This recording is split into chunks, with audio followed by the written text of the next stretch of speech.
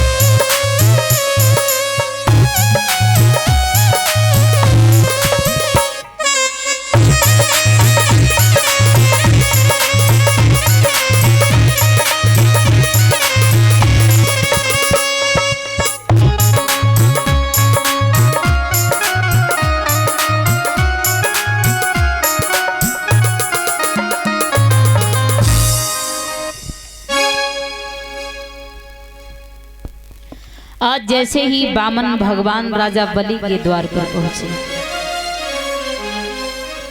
और वामन भगवान जैसे ही बलि के द्वार पर पहुंचे, बलि देखता ही रह गया।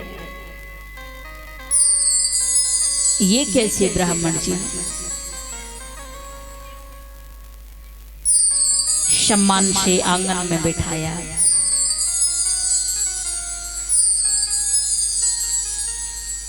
आज राजा बलि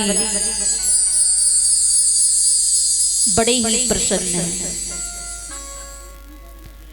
और वामन भगवान ने राजा बलि से कहा है, हे राजा बलि, सुना है हमने यज्ञ के चलते आप दान भी कर रहे हैं, क्या हमें भी कुछ मिलेगा? राजा बलि ने कहा है, हे ब्राह्मण जी, यदि आप कुछ मांगना चाहते हैं तो मांगिए। और यज्ञ के चलते समय राजा बलि किसी को दान देने से मना नहीं करते थे। जिसने जो मांगा राजा बलि ने उसे वही दिया। तो वामन भगवान ने राजा बलि से 3.5 कदम पृथ्वी मांगी है और शुक्राचार्य देखते ही समझ गए थे कि ये कोई साधारण ब्राह्मण नहीं है। शुक्राचार्य राजा बलि को समझाते हैं, बेटा आप हमारी बात मानो, अरे ये कोई ब्राह्मण नहीं है, ये छलिया है, अरे इन्हें पहचानो। पर गुरु शुक्राचार्य की बात राजा बलि ने नहीं मानी। आज राजा बलि ने तर्बाचा भर लिया कि आप जो मांग रहे हैं वो हम देंगे। और जवाब दिया है, ब्राह्मण जी, दान में आप 3.5 कदम पृथ्वी मांग रहे हो तो नाप लीजिए आप। उसी समय वामन भगवान अपने विराट रूप में प्रकट होते हैं। उस विराट रूप को, उस विशाल रूप को जैसे ही राजा बलि ने देखा, देखते ही समझ गया ये तो ब्राह्मण नहीं बल्कि साक्षात प्रभु हमारे घर आए हैं। वामन भगवान ने एक ही पग में पृथ्वी को नाप लिया, दूसरे पग में पाताल लोक को नाप लिया, तीसरे पग में स्वर्ग को नाप लिया। वामन भगवान का पग जैसे ही स्वर्ग में पहुंचा तो भगवान ब्रह्मा जी ने वामन भगवान के पग को धुल करके और अपने कमंडल में उस जल को रखा। जब उस कमंडल में विष्णु भगवान के पांव को धुला है, उस जल के तेज से गंगा मां उत्पन्न हुई। और जब गंगा मां उत्पन्न हुई तो महाराज हिमालय को सौंप दिया गया।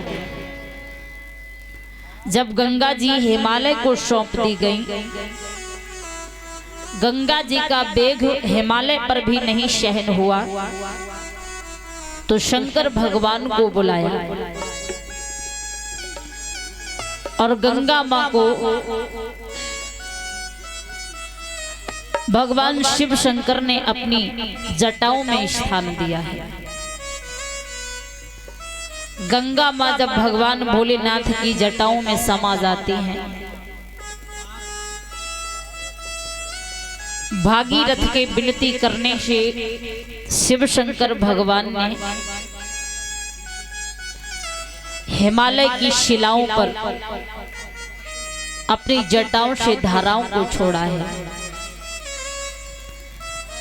बोलिए गंगा मैया की, बोलिए शंकर भगवान की। अब रह गया आधा कदम।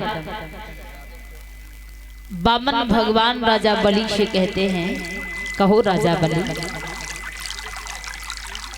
बाकी आधा कदम कहाँ नापे। राजा बलि देखते रह जाते हैं। वहीं पर राजा बलि की पत्नी जो है, उन्होंने देखा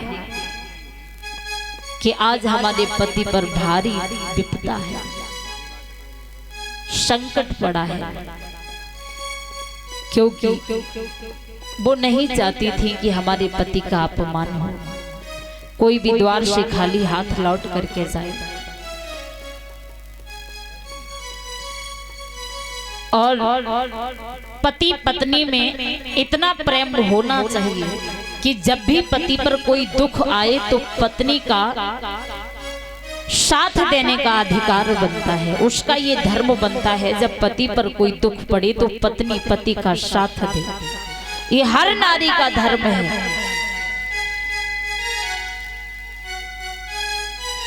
आज महाराज राजा बलि की पत्नी कहती हैं, प्रभु क्या हम भी कुछ कह सकते हैं आपसे?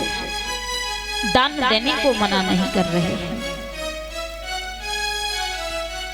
उसी समय महाराज राजा बलि की पत्नी ने कहा है, प्रभु आप जिस रूप में आए थे फिर से उसी रूप में बन जाइए, हम आपका आधा कदम अवश्य देंगे।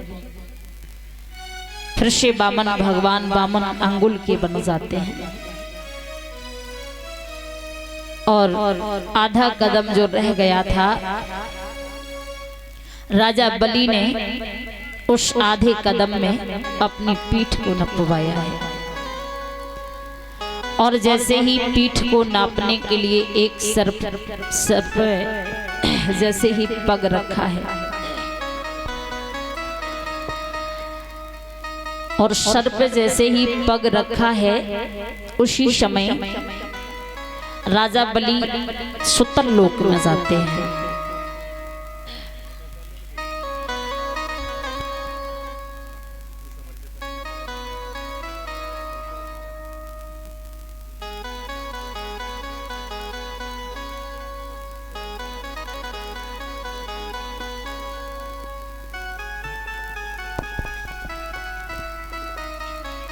आज महाराज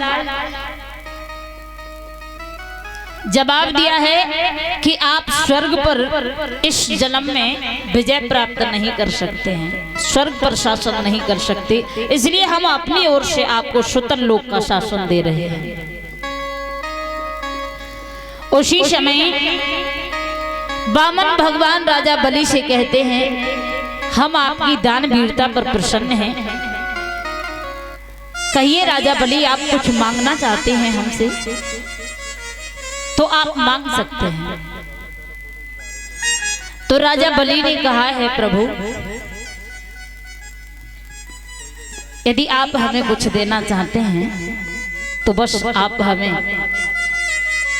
एक ही वरदान दीजिए। हमारे महलों के 52 दरवाजे हैं और हम जहां भी नजर करें हमें आप वहीं नजर आए, जहां भी हम नजर घुमाएं आप हमें वहीं नजर आए। अब बामन भगवान राजा बलि के द्वार पर चक्कर काट रहे हैं, कभी इस दरवाजे पर तो कभी उस दरवाजे पर। इधर लक्ष्मी मैया विष्णु भगवान की खोज कर रही हैं। उसी समय नारद जी से भेंट हो जाती है और जब नारद जी से भेंट हो जाती है, लक्ष्मी मैया नारद जी से पूछती हैं, क्या आपने विष्णु भगवान को कहीं देखा है?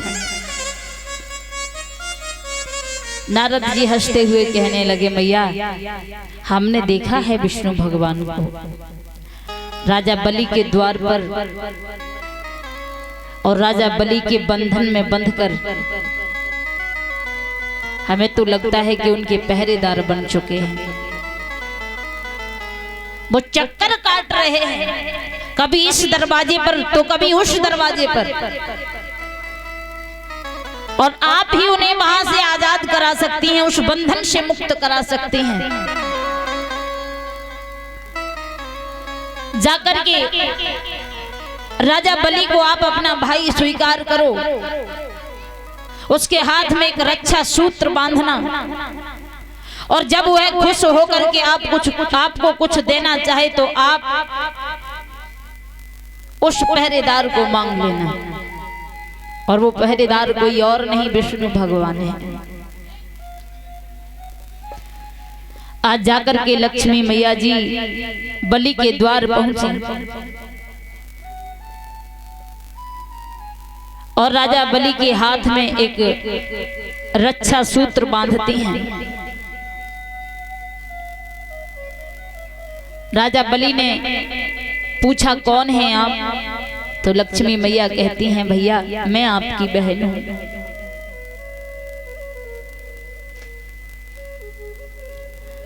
और मैंने आपके हाथ में जो रक्षा सूत्र बांधा है,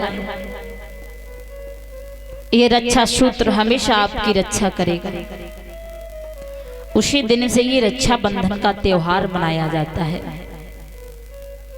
हर बहन अपने भाई की रक्षा के लिए अपने भाई की कलाई में एक रक्षा सूत्र बांधती है। जरूरी नहीं है कि कोई रक्षा सूत्र में आप सोने की चैन बनवाएं, सोने की चांदी की राखी बनवाएं, और रक्षा सूत्र में एक धागा भी आप भाई की कलाई में बांध सकती हैं।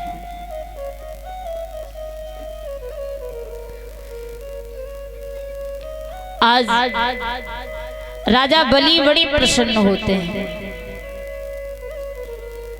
उसी समय कहा है बहन आप हमसे कुछ मांगना चाहती हो तो मांगिए। तो लक्ष्मी मैया ने राजा बलि से उसी पहरेदार को मांगा है। जवाब दिया भैया हम आपसे कोई धन दौलत नहीं मांगना चाहते हैं, केवल हमें आपका ये पहरेदार चाहिए। राजा बलि ने वामन भगवान को दे दिया है। इस प्रकार लक्ष्मी मैया ने वामन भगवान को वहां से आजाद कराया। नहीं तो भगत के वश में है भगवान। वो किसी ने गलत नहीं कहा है। यदि हमारी भक्ति सच्ची है तो हर भगत के वश में है भगवान। आप जहां बुलाओगे प्रभु वहीं आएंगे। आप जब बुलाओगे प्रभु तभी आएंगे। लेकिन बुला करके तो देखो।